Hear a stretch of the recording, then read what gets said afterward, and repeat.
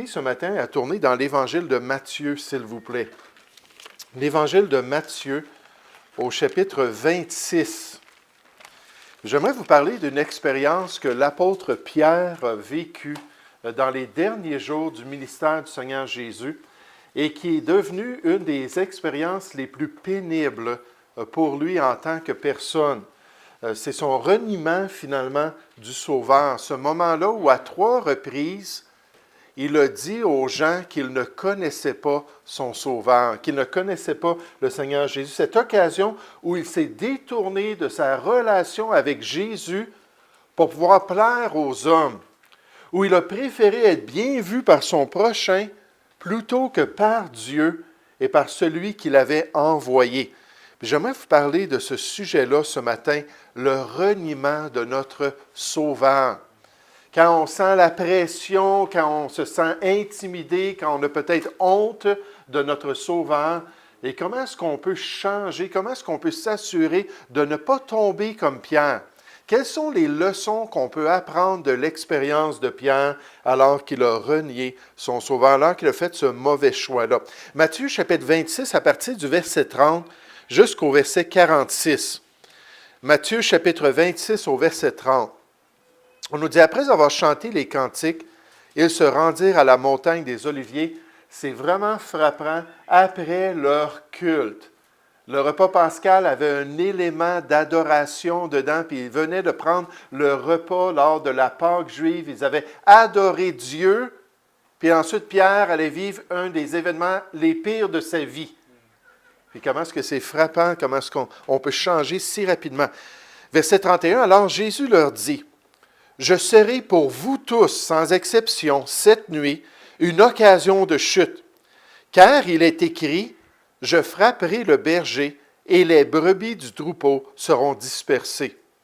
Mais après que je serai ressuscité, je vous précéderai en Galilée. » Pierre, prenant la parole, lui dit, « Même si tu étais pour tous une occasion de chute, tu ne le seras jamais pour moi. » Jésus lui dit, « Je te le dis en vérité, cette nuit même, avant que le coq chante, tu me renieras pas seulement une fois, pas seulement 2 fois, et même 3 fois. Tu vas me renier devant les hommes. » Pierre lui répondit, « Même s'il me fallait mourir avec toi, je ne te renierai pas. » Et tous les disciples dirent la même chose. Donc, ils sont encouragés par la hardiesse de Pierre. Ils disent, « Nous aussi, on va rester auprès de toi. » Verset 36. Là-dessus, Jésus alla avec eux dans un lieu appelé Gethsémane. Et il dit aux disciples, « Essayez-vous ici pendant que je m'éloignerai pour prier. » Il prit avec lui Pierre et les 2 fils de Zébédée, Jean et Jacques, et il commença à éprouver de la tristesse et des angoisses. Il leur dit alors, « Mon âme est triste jusqu'à la mort. Restez ici et veillez avec moi. » Puis, ayant fait quelques pas en avant, il se jeta sur sa face et pria ainsi, « Mon Père, s'il est possible, que cette coupe s'éloigne de moi. Toutefois, non pas ce que je veux, mais ce que tu veux. » Et il vint vers les disciples qu'il trouva endormis. Il a dit, « Veillez avec moi. J'ai besoin de votre soutien. J'ai besoin que vous soyez toutes là. » Mais au contraire, il s'était endormi. Et il dit à Pierre, « Vous n'avez donc pu veiller 1 heure avec moi? Veillez et priez, afin que vous ne tombiez pas dans la tentation. L'esprit est bien disposé, mais la chair est faible. » Il s'éloigna une seconde fois et pria ainsi, « Mon Père, s'il n'est pas possible que cette coupe s'éloigne sans que je la boive, que ta volonté soit faite. » Il revint et les trouva encore endormis, car leurs yeux étaient appesantis même après cette réprimande. Il les quitta et, s'éloignant, il pria pour la 3e fois, répétant les mêmes paroles. Puis il alla vers les disciples et leur dit, « Vous dormez maintenant et vous vous reposez. Voici l'heure est proche, et le Fils de l'homme est livré aux mains des pécheurs. Levez-vous, allons, voici celui qui me livre s'approche. » Le titre de mon message ce matin, c'est « Lorsque le croyant renie son Sauveur ». Lorsque le croyant renie son Sauveur, puis ça arrive dans la vie d'un enfant de Dieu qu'il y a des circonstances. Ça arrive dans la vie d'un chrétien que pour une raison ou une autre, on n'est pas disposé spirituellement, pour une raison ou une autre, on n'a pas la grâce de Dieu sur notre vie, on n'est pas rempli de l'Esprit de Dieu qui est un esprit de force, un esprit d'amour et d'un esprit de sagesse. Ce n'est pas un esprit de timidité. Puis quand on n'est pas prêt à prendre position pour le Seigneur, ce n'est pas l'œuvre de Dieu qui l'accomplit à travers nous. C'est notre faiblesse personnelle, c'est notre chair qui se détourne du plan de Dieu. Mais qu'est-ce qui arrive dans la vie d'un chrétien lorsqu'on renie notre Sauveur? Et comment est-ce qu'on peut éviter de le faire? Je pense qu'un commentateur a bien dit concernant le cœur de l'apôtre Pierre lors de cette instance. Il dit « La personne présomptueuse, en parlant de Pierre, imagine qu'elle peut tout faire et elle ne fait rien. Elle pense qu'elle excelle en tout et n'excelle en rien. Elle promet toutes choses et ne réussit rien. L'homme humble agit bien différemment. Il n'y a rien que nous connaissons si peu que notre propre faiblesse et pauvreté. On est tellement aveugles concernant notre personne, comme Pierre l'était. Puis remarquez ce qu'il dit, la force de l'orgueil ne dure qu'un instant. La force de l'orgueil, lorsqu'on est pris de nous-mêmes, lorsqu'on prend des positions comme ça, comme Pierre, ça ne dure pas parce que ce n'est pas la force de Dieu. J'aimerais qu'on puisse regarder ce passage ce matin et apprendre 3 leçons. 3 leçons pour nous aider à éviter de renier notre Sauveur. 3 leçons pour nous aider à ne pas tomber dans ces mêmes choix-là que l'apôtre Pierre. Et peut-être que dans le futur, lorsque l'occasion se présentera, on se rappellera de ces leçons-là pour être victorieux dans le Seigneur. Nous allons prier ensemble. Ô Père Céleste, j'aimerais te remercier encore une fois pour cette opportunité d'entendre ta parole, cette opportunité de voir les exemples des Écritures. Seigneur, il y a de bons exemples et il y a aussi de mauvais exemples. Et ici, on voit l'apôtre Pierre qui, malheureusement, a fait le mauvais choix. Malheureusement, il n'avait pas un esprit enseignant envers ce que son Sauveur lui révéla concernant sa faiblesse. Ô Seigneur, comme on peut être réactionnaire comme Pierre, comme on peut devenir très défensif envers les réalités de notre cœur, envers ces cordes sensibles dans notre âme qui révèlent qui nous sommes réellement. Mais ce matin, Seigneur, j'aimerais te demander que tu puisses nous enseigner, nous équiper et nous permettre de pouvoir t'honorer en tout lieu et en tout temps. Seigneur, qu'on ne renie jamais notre Sauveur. Nous te prions au nom du Seigneur Jésus. Amen. Mais qu'est-ce qu'on peut apprendre? Quelles sont les leçons? J'aimerais vous en présenter une ce matin. Une leçon très importante que je veux vous suggérer, c'est que pour ne pas faire de mauvais choix, pour ne pas renier notre Sauveur, il faut prendre la parole au sérieux. Il faut prendre la parole de Dieu au sérieux. Il faut prendre au sérieux les avertissements des Écritures. Il faut accepter les instructions qui nous viennent de Dieu. Il faut s'humilier devant le message du Seigneur. Et ça, Pierre ne l'a pas fait. Quand Jésus lui a montré son état, quand Jésus lui a prophétisé son péché, quand Jésus l'a confronté avec 3 fois, alors qu'il allait se détourner de son témoignage en tant que disciple de Jésus-Christ, il n'a pas été à l'écoute, il n'a pas été sérieux, il n'a pas cherché à comprendre et à vivre ce que Dieu voulait pour lui, et on connaît les conséquences de cela. Regardez au verset 30. Après avoir chanté les cantiques, ils se rendirent à la montagne des Oliviers. Alors Jésus leur dit, « Je serai pour vous tous, cette nuit, une occasion de chute. » Et la Bible nous présente le fait qu'il y en a des occasions de chute qui peuvent nous affecter, nous tous. Il y a des circonstances où on va faiblir, où on va se détourner si on se concentre sur notre propre force, si on ne saisit pas la grâce de Dieu. Il dit au verset 32, « Mais après que je serai ressuscité, je vous précéderai en Galilée. » Donc, la révélation et le message de Dieu, c'est écouter Pierre et tous les autres. Ce soir, vous allez tomber. Ce soir, vous allez être scandalisés. Ce soir, vous allez trébucher spirituellement.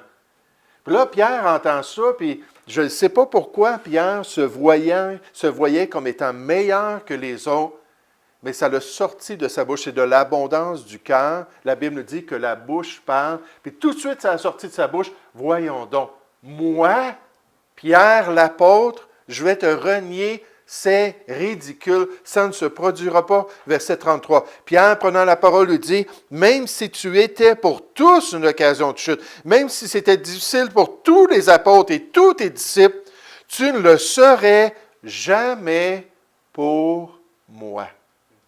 Wow, quelle déclaration. Je suis impeccable. Je suis invulnérable. Ça ne peut pas se produire dans ma vie. Jésus lui dit, je te le dis en vérité, cette nuit même, avant que le coq chante, tu me renieras 3 fois. Donc, c'est 2 fois que la parole de Dieu te confronte, Pierre. C'est 2 fois qu'elle révèle ta faiblesse et ta vulnérabilité. Il n'écoute toujours pas. Pierre lui répondit, verset 35, « Même s'il me fallait mourir avec toi, je ne te renierai pas. » Puis là, nécessairement, ça fait un effet boule de neige. Et tous les disciples dirent la même chose. Frères et sœurs, il faut prendre la parole de Dieu au sérieux.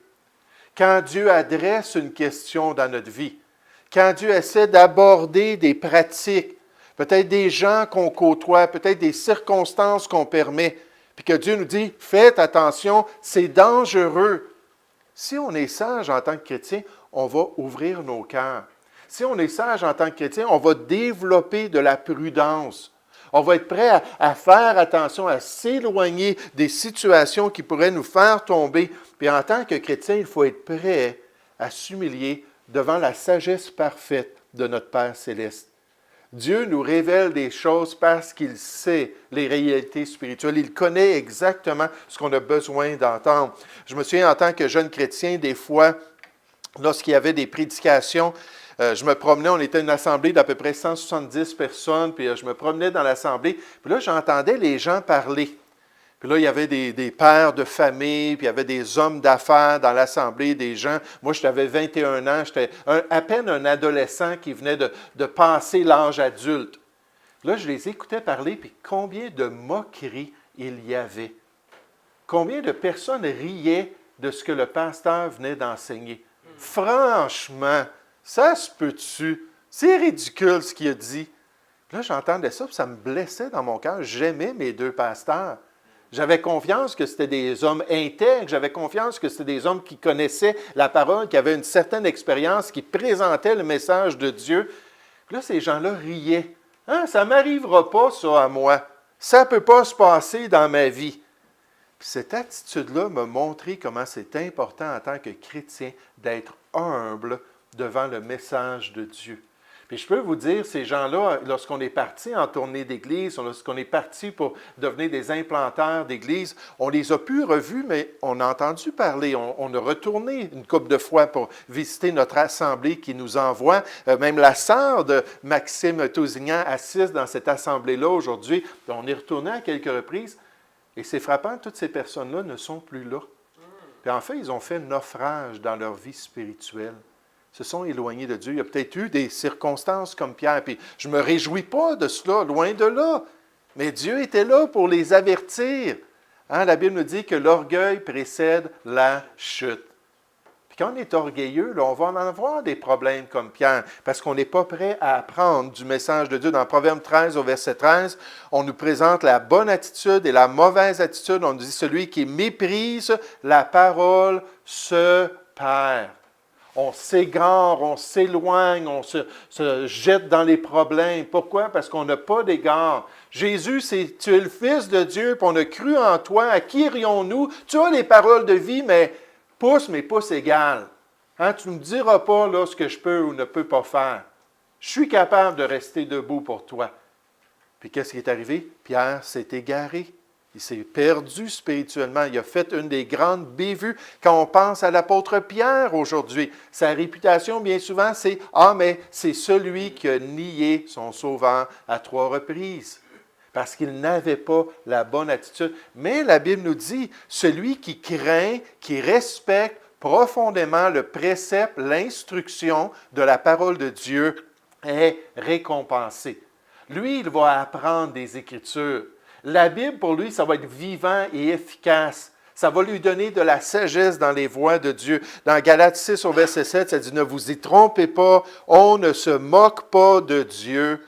Ce qu'un homme aura semé, il le moissonnera aussi. » Puis Dieu nous dit « Nos choix vont amener des conséquences. » Nécessairement, alors que je pensais à ça, il y a une histoire, je pense que c'était en 1990, un missionnaire qui s'appelait Chuck, attendez un instant, Chuck Bauman, qui était venu à notre église présenter son œuvre, puis il avait raconté ça, et le pasteur m'avait demandé de traduire sa prédication. Donc, bien avant d'être dans le ministère, j'arrivais à des occasions comme ça où je traduisais devant les gens, puis là, c'était terrifiant. Surtout quand les illustrations étaient très touchantes. Parce que là, moi, il fallait que je reste stoïque. J'avais de la misère à contrôler mes émotions, et dans certains cas, ça n'a pas changé aujourd'hui. Mais cette histoire-là qu'il a racontée d'un jeune homme qui avait été élevé dans une bonne église, une bonne famille chrétienne, il avait des bons amis, il était même allé dans une école chrétienne, toutes sortes de privilèges. Puis quand il était rendu un jeune adulte, il avait commencé à se trouver des amis dans le monde, et malheureusement, ce n'étaient pas des bonnes influences. Puis le principe 1 Corinthiens chapitre 15 au verset 33 nous dit « Ne vous y trompez pas, les mauvaises compagnies corrompent les bonnes mœurs », en parlant de notre moralité, de nos pratiques. Puis Dieu dit, pensez pas être plus sage que moi. Si vous choisissez des mauvais amis, il va y avoir des conséquences. Puis moi, j'ai toujours dit à ma famille, si je ne suis pas capable d'influencer une personne avec l'Évangile, peut-être qu'à un moment donné, lui, il m'influence avec le monde. C'est le temps de mettre un terme à cette relation-là. Ça ne veut pas dire qu'on ne devrait pas avoir des gens dans le monde qu'on côtoie, mais qui sont nos confidents? Puis qui sont nos amis? Celui qui a son ami parmi les sages, la Bible nous dit, va devenir sage dans Proverbe, chapitre 13 au verset 20. Mais donc, lui, ce jeune homme-là, avait choisi ces amis-là, et tous ses amis, c'était des grands buveurs. Puis à chaque fois, la fin de semaine, il l'invitait à aller au bar, à la taverne. Puis il allait avec eux, mais il se commandait là, un 7-Up, ou se commandait quelque chose d'autre. Donc, pendant quelques années, là, il les côtoyait, il sortait avec eux, il se mettait dans des situations, puis sa famille disait, fais attention, Dieu nous dit que les mauvaises compagnies nous corrompent. Fais attention à ce que tu fais. Et finalement, il a rencontré dans son église une jeune chrétienne, vous vous rappelez, ils se sont fiancés juste avant le mariage, juste 2 jours avant le mariage. Ses amis ont fait une fête comment est-ce qu'on appelle ça, de vieux garçons, un enterrement de vieux garçons. Mais en tout cas, donc, il est sorti encore avec eux chez un des amis. Puis là, ils ont dit, écoute, on célèbre ça ce soir, on donne un petit verre de boisson. Juste un petit verre. Il n'avait jamais bu de sa vie, là. Juste un petit verre. Ça ne sera pas beaucoup, là. Fait que là, il a dit, bon, OK. Ils ont dit, écoute, tu ne l'as jamais accepté. Juste parce que tu te maries, on veut vraiment faire quelque chose pour toi et pour ta future épouse. Puis là, il a bu un petit verre, mais c'était du fort. Puis là, après ça, il en a bu un autre, un autre. Le lendemain, il s'est réveillé, vous vous rappelez de l'histoire, son ami l'a appelé, ils ont dit « Hey, t'étais le fun hier, on t'a jamais vu comme ça, tu dansais sur les tables, puis c'était incroyable le party. » Puis il dit « Cette jeune blonde-là, avec qui t'es parti? » Sa fiancée n'était pas là, là. Il était sorti tout seul avec ses amis, mais ils avaient invité des filles. Puis il était parti avec une jeune blonde. Il dit « Non, non, non. » Il dit « Oui, oui, vous êtes partis ensemble, puis on vous a plus revu de la soirée. » Puis là, il était là, puis il a raccroché, puis là, son cœur, sa conscience, là, il avait mal partout, puis c'était la pratique de leur noces qui s'en venait quelques heures après. Fait qu'il est allé à la pratique, le lendemain, ils se sont mariés, ils sont partis en voyage de noces. Elle est tombée enceinte, puis elle a aussi reçu la syphilis à cause de lui.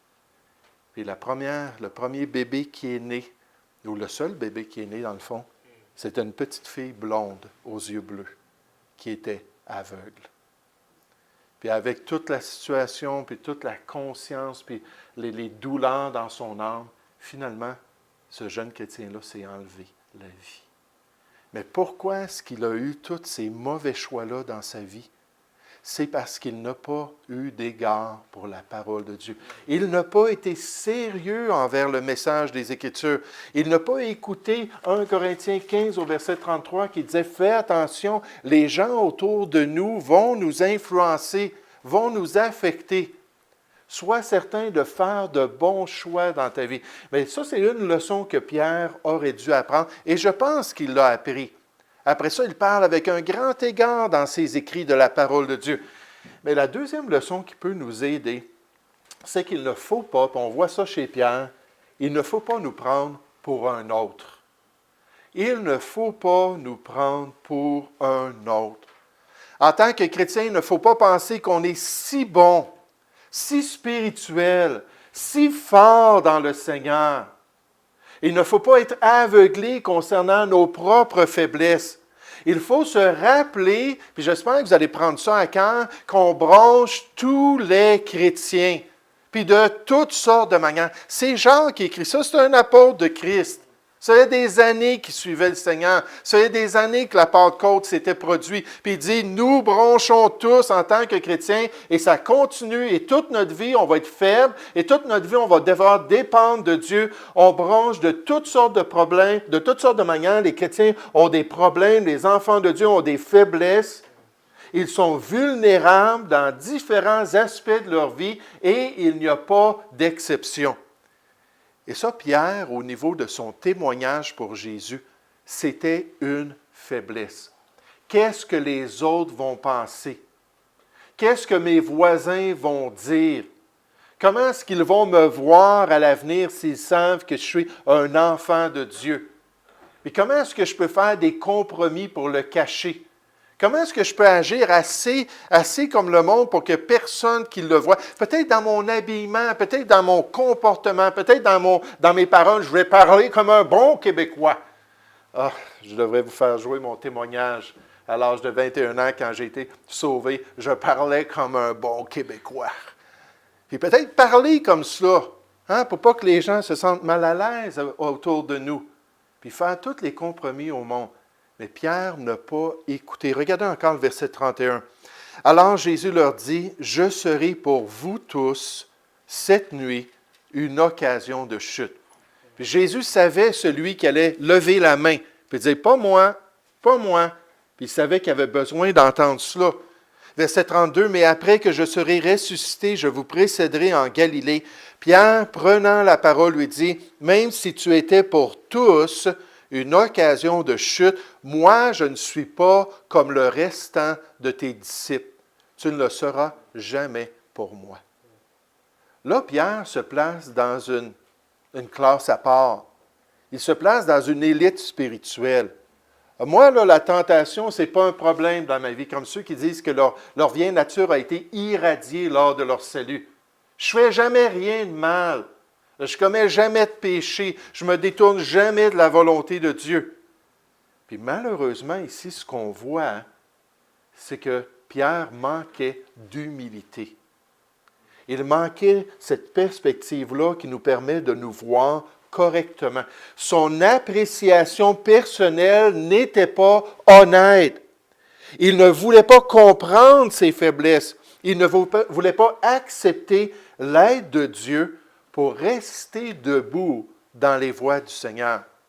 En fait, quand Jésus leur dit juste un peu plus tard, puis on va y venir dans un instant, vous devriez demander l'aide de Dieu, veiller et prier, parce que sinon, c'est la chute qui s'en vient. Puis qu'est-ce qu'eux ils ont fait? Bien, on a eu une grosse journée, là. C'est le temps d'aller se coucher. On s'en reparlera demain matin. C'est le temps de dormir, au lieu de rester pour veiller et prier. Parce qu'ils ne se voyaient pas de la bonne manière. La Bible nous dit clairement que celui qui croit être debout, qu'il prenne garde de tomber. Si on pense qu'on est tellement bon, si on pense qu'on est tellement fort, Dieu dit, attends, tu as des leçons à apprendre, puis je vais permettre des circonstances. Dans Galates 6 au verset 1, ça dit, prends garde à toi-même, de peur que tu ne sois aussi tenté. Là, tu vois un chrétien dans le contexte qui vient de faire quelque chose de mal, un enfant de Dieu qui vient de se détourner de la volonté de Dieu, qui s'est livré au péché. Puis là, ça dit avec un esprit de douceur de le redresser, mais fais attention à ton attitude. Ça a-tu de l'allure qui a fait quelque chose comme cela? C'est-tu terrible, là, comment est-ce que les chrétiens se comportent aujourd'hui? Jamais j'oserais faire ces choses-là. Vous savez, c'est triste de dire qu'il y a des chrétiens qui sont comme cela, qui pensent vraiment que les autres sont minables à côté d'eux, qu'il n'y aurait jamais une situation comme ça dans leur vie, qu'ils ne se détourneraient jamais de la volonté de Dieu. Un des messages en tant que jeune chrétien que j'ai entendu s'intitulait « Le gaspillage d'une vie ». C'était concernant un personnage dans l'Ancien Testament qui s'appelait Samson. Samson avait été mis à part même avant sa naissance par Dieu. Ça allait devenir un des 12 juges d'Israël. Ça allait devenir quelqu'un qui allait délivrer le peuple juif de leur esclavage aux Philistins. Puis Samson avait vraiment un don extraordinaire, c'est qu'il avait une force herculienne. Il avait une force là, surnaturelle. L'Esprit de Dieu lui permettait de se battre contre des milliers de personnes pour délivrer son peuple, puis il avait toujours la victoire. Vous savez, un lion se levait contre lui, ce n'était pas compliqué, il le tuait. Des armées venaient contre lui, ce n'était pas compliqué, il les battait. Puis il avait ce don extraordinaire-là. Mais Samson était quelqu'un d'audacieux. Samson n'avait pas peur de se mettre les pieds dans les plats pour pousser les circonstances, puis Dieu le permettait. Dieu savait que c'était ça son caractère, Dieu savait que c'était ça sa personnalité. Mais Dieu savait ce qui s'en venait aussi à la fin de la vie de Samson. Puis alors qu'il jouait avec le péché, puis qu'il s'éloignait de son peuple pour aller se trouver des femmes, puis même ses parents disaient « Écoute-nous, c'est au milieu d'Israël que tu dois trouver des femmes. C'est dans la foi que tu dois demeurer. » Il n'honorait pas ses parents, il n'en faisait aucun cas. Puis il suivait ses passions. Puis un jour, il a rencontré une dame qui s'appelait Délila. Puis Délila a réussi à le convaincre de lui révéler pourquoi il était si fort. Il avait été mis à part pour l'œuvre de Dieu dès sa naissance. Jamais est-ce que le rasoir n'avait passé sur sa barbe.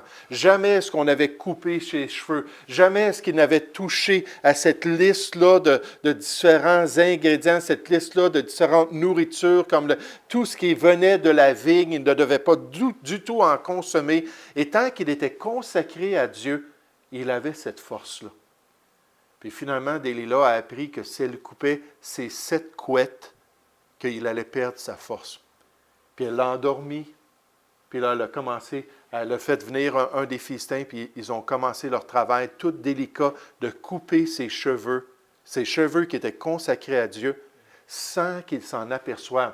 Puis finalement, après que les 7 tresses aient été coupées, elle a dit « Samson, les Philistins sont sur toi. » Puis la Bible nous dit que les Philistins sont sur toi, Samson, et il se réveilla de son sommeil et dit, « Je m'en tirerai comme les autres fois, et je me dégagerai. » Mais le problème, c'est que la grâce de Dieu était partie.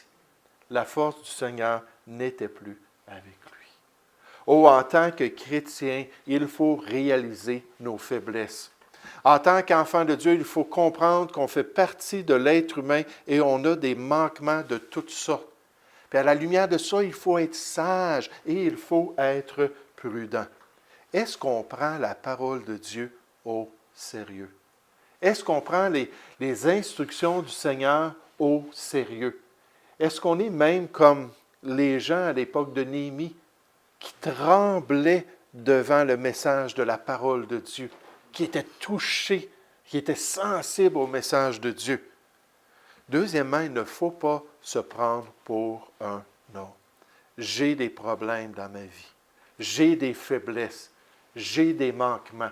Puis je dois gérer ma vie en conséquence de la grâce de Dieu que je dois chercher. Puis ça, je pense que c'est la dernière leçon de ce passage qu'on doit apprendre. Il y a certainement plus de leçons, mais en général, cette leçon-là qu'il faut être discipliné dans la prière. Il faut être discipliné dans la prière. En tant que chrétien, il faut être discipliné. Il faut prendre un temps de prière quotidiennement. Quotidiennement, il faut s'approcher de notre Père céleste pour avoir son aide. Quotidiennement, il faut se tourner vers lui pour obtenir son secours, pour trouver grâce afin de résister à la tentation, afin de refuser de faire le mal comme de renier notre Sauveur. Et c'est ce que Jésus leur a dit, écoutez, je vous révèle, vous avez une faiblesse majeure, je vous révèle que moi, en tant que votre berger, quand moi je vais être frappé, c'est normal, les brebis vont se disperser, mais pourquoi ne pas chercher la face de Dieu? Pourquoi, en face de nos problèmes et de nos difficultés, ne pas nous tourner vers lui, puis désirer connaître sa grâce sur notre vie? Au verset 36, ça dit, là-dessus, Jésus alla avec eux dans un lieu appelé Gethsémane. Et il dit aux disciples, essayez-vous ici pendant que je m'éloignerai pour prier. Il prit avec lui Pierre et les deux fils de Zébédée, et il commença à éprouver de la tristesse et des angoisses. Là, il comprenait lui aussi ce qui s'en venait. Il comprenait la pression, la difficulté de demeurer l'agneau de Dieu sans défaut et sans tâche. Jusque-là, il a dit dans Jean chapitre 8, qu'il avait toujours accompli la volonté de son Père. Puis là, il s'en venait vers le plus grand test de son obéissance et il ne pourrait certainement pas se tenir debout comme l'agneau de Dieu s'il manquait dans ce test-là. Puis là, son âme était éprouvée. Là. Il y a même eu des grumeaux de sang. Son corps était stressé. Il y avait toute cette difficulté-là. Verset 39, puis ayant fait quelques pas en avant, il se jeta sur sa face et pria ainsi. Si on veut devenir de plus en plus comme Jésus-Christ, il faut apprendre la place de la prière dans notre vie. Si on veut revêtir de plus en plus son image, il faut se discipliner spirituellement pour prendre du temps avec notre Père céleste, pour chercher en lui notre secours. Puis il a dit, mon Père, s'il est possible que cette coupe s'éloigne de moi, toutefois non pas ce que je veux, mais ce que tu veux. Et il vint vers les disciples qu'il trouva endormis. Et il dit à Pierre, celui qui avait levé la main, « Non, ça ne m'arrivera pas. Non, moi, je ne me détournerai pas de toi. Moi, je suis prêt à mourir même pour ton nom. » Puis il a dit, « Pierre, toi qui es le modèle des autres, Pierre, toi qui es celui qui a pris la parole, toi qui s'est levé contre mes instructions, vous n'avez donc pu veiller 1 heure avec moi, juste vous discipliner 1 heure? Veillez et priez afin que vous ne tombiez pas dans la tentation. Vous avez besoin de grâce, vous avez besoin de la puissance de Dieu, vous avez besoin de son aide. L'esprit est bien disposé, mais la chair est faible. » Il s'éloigna une seconde fois et priant ainsi, « Mon Père, s'il n'est pas possible que cette coupe s'éloigne sans que je la boive, que ta volonté soit faite. » Ça n'avait pas besoin d'être compliqué. Il n'y avait pas besoin de prier pendant 2 heures de temps. Il n'avait pas besoin de dire plein de choses à son Père céleste. Il savait exactement, « Seigneur, c'est dur, là, cette coupe-là. Y a-t-il un autre moyen? Sinon, je l'accepte. Je me soumets à toi, donne-moi ta grâce. » Il revint, il les trouva encore endormis, car leurs yeux étaient appesantis. Il les quitta et s'éloigna, il priant pour la 3e fois, répétant les mêmes paroles. Puis il alla vers les disciples et leur dit, « Vous dormez maintenant. C'est votre choix. Et vous vous reposez. Voici l'heure est proche, et le Fils de l'homme est livré aux mains des pécheurs. Levez-vous, allons. Voici celui qui me livre s'approche, et l'accomplissement de ce que j'ai prédit concernant mes brebis va s'accomplir en vous. Vous allez être scandalisés et vous éloigner de la volonté de Dieu. Oh, les disciples ont choisi de dormir au lieu de prier.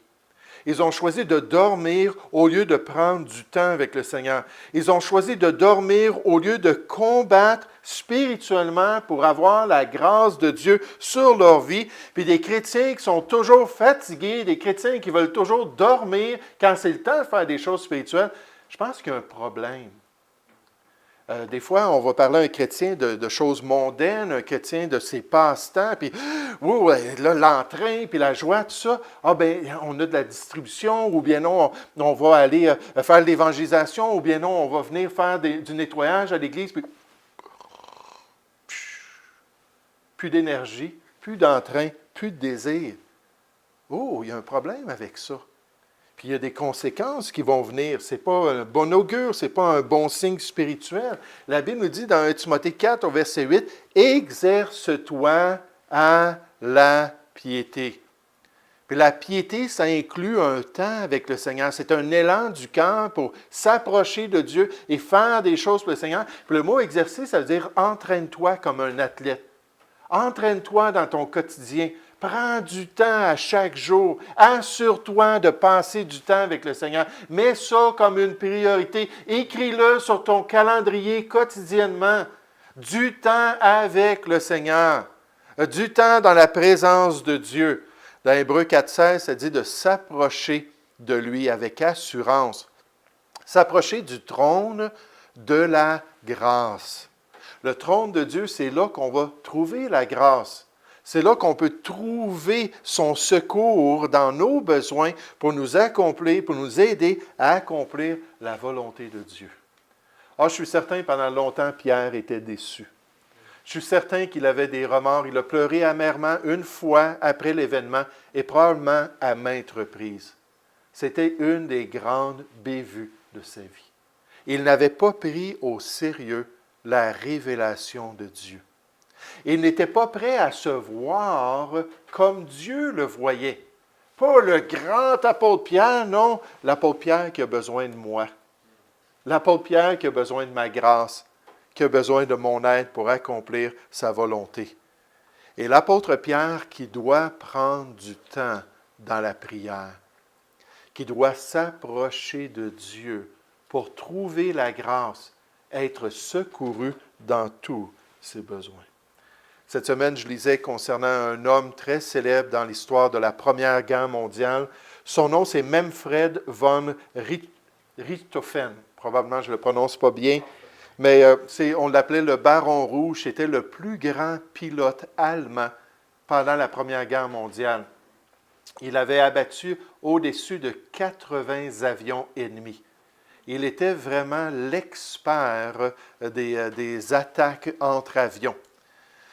On nous raconte qu'à un moment donné, lorsqu'il s'est fait abattre le 21 avril 1918, que cette fois-ci, au lieu d'être avec les autres pilotes allemands, puis de rester au-dessus du territoire du conflit, puis d'abattre d'autres avions, qu'il avait tiré, puis il avait affaibli un avion anglais qui était tout de suite parti pour le territoire allié. Puis M.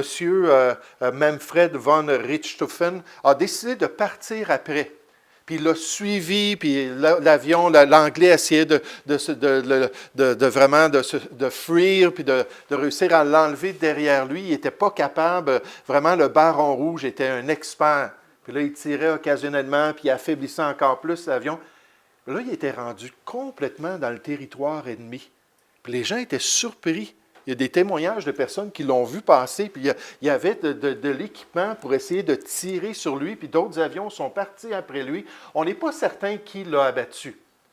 Certains disent que c'est un pilote canadien, mais ce n'est pas clair, là. Certains disent que c'est un pilote anglais. Mais d'une manière ou d'une autre, il y a une chose qui est certaine, c'est qu'il avait été très, très audacieux de faire ça. En fait, c'était un peu ridicule. Il croyait être imbattable. Il croyait probablement, parce qu'on ne sait pas qu'est-ce qu'il y avait dans son cœur, que même dans le territoire ennemi, il n'y avait pas de danger pour lui. Alors que toutes les forces ennemies se sont élevées pour l'abattre, se sont élevées pour le tuer. Puis il a joué avec le feu. Puis finalement, l'histoire de toutes les prouesses héroïques du Baron Rouge ont terminé avec cette occasion-là. Qu'est-ce que ça nous montre comme Pierre? Il ne faut pas se mettre les pieds dans les plats. Il ne faut pas se lancer dans le territoire ennemi, dans les profondeurs de Satan, la Bible nous dit, puis jouer avec le feu, pensant qu'un jour, on sera correct, puis qu'on est invulnérable envers ces choses. Oh, Dieu veut qu'on puisse veiller sur notre cœur et sur nos voies pour ne jamais renier la personne la plus importante dans notre vie. Notre Sauveur lui-même, qui nous dit qu'à chaque fois qu'on proclame son nom aux yeux des hommes, lui, il le proclame dans le royaume de Dieu. Puis à chaque fois qu'on va le renier, il va renier notre nom dans le royaume de Dieu. Nous allons prier ensemble. Merci, Père Céleste, encore une fois pour ta parole. Merci pour ces instructions que nous retrouvons dans cet exemple de l'apôtre Pierre. Merci, Seigneur, pour ce défi de rester alerte, de rester attentif, désireux d'entendre ta parole, désireux, Père, de la mettre en pratique, désireux, Père, de voir ce miroir spirituel qui nous montre qui on est réellement. sans être réactionnaire, sans se moquer du message que tu nous donnes, sans rire de ces instructions, comme c'est triste d'avoir des moqueurs parmi les chrétiens. Mais Seigneur, être prêt vraiment à être sincère envers nous-mêmes, puis à se voir comme nous sommes. Nous bronchons tous, et notre chair est faible. Mais Seigneur, être prêt à passer du temps avec toi. S'il y a quelqu'un ici, Seigneur, qui n'a pas un culte quotidien, qui ne prend pas du temps dans ta parole pour honorer les Écritures et pour écouter, Seigneur, ton message et pour te demander que tu puisses nous soutenir dans tes voies. Seigneur, change son cœur. Je te prie que ça ne prenne pas un triple reniement comme Pierre pour le réveiller, mais au contraire qu'il soit assez sensible pour voir, moi aussi j'ai besoin, comme les autres. Je ne suis pas dans une classe à part, je ne suis pas dans une élite spirituelle, moi aussi j'ai besoin de Dieu dans ma vie. Seigneur, travaille dans nos vies, nous te prions, au nom du Seigneur Jésus. Amen.